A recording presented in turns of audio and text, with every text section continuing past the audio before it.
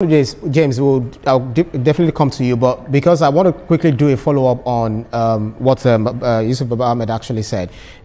Because one thing is, as a policy strategist, if you look at what this might definitely birth, it could lead to what is known as economic nationalism, turning protectionist. For instance, if you look at the trade war between US and China, with America saying, yes, America first. And now when we are now saying, yes, Nigeria first policies we want to adopt, very good. But critics are wondering that this might definitely scare off investors or triggering retaliatory trade actions. Where do we now draw the line between national interest and economic isolationism?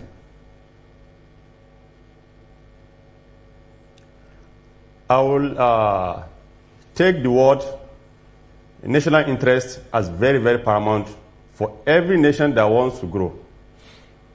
So as a nationalist leader we're having, Nigeria first is apt and now.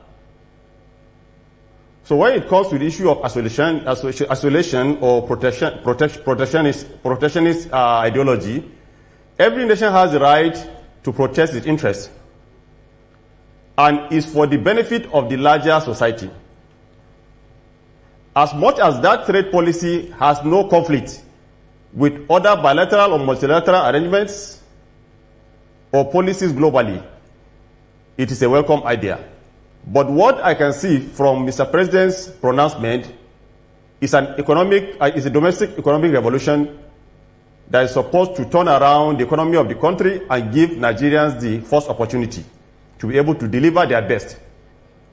And that has a lot of advantage for Nigeria. It will reduce brain drain.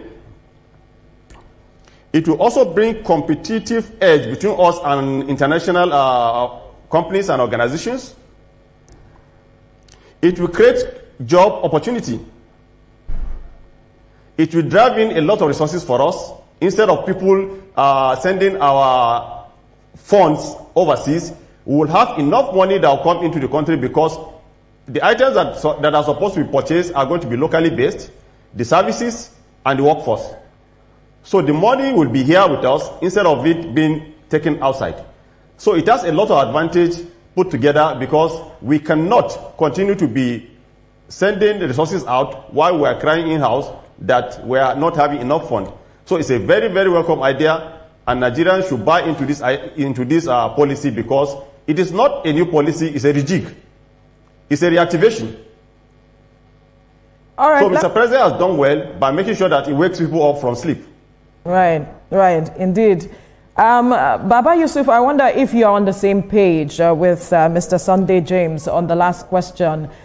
His response to my colleague's question on how we can draw the line and still maintain this robust relationship with our international counterparts. Because earlier on, you mentioned that the policy has to be robust. We have to have a productive strategy and holistic plan at pushing this forward.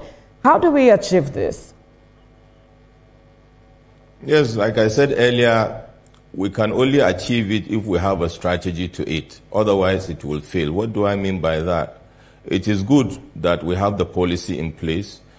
In the short term, the big players in the local industry, like the Dangote refinery, for example, Boa Cement and others, Innocent Motors and others, will be likely the ones that will be able to make the impact. But suffice it to say that some of them still have challenges of capacity, for example, Innocent Motors and others, who still require some materials for them to keep to the demand because there's high demand already. Remember that even for this administration, there was an attempt by the federal government and some state governments to procure vehicles from Innocent, but the order level was so high that Innocent could not keep up with the pace. So increasing capacity of the productive sector remains a critical success factor.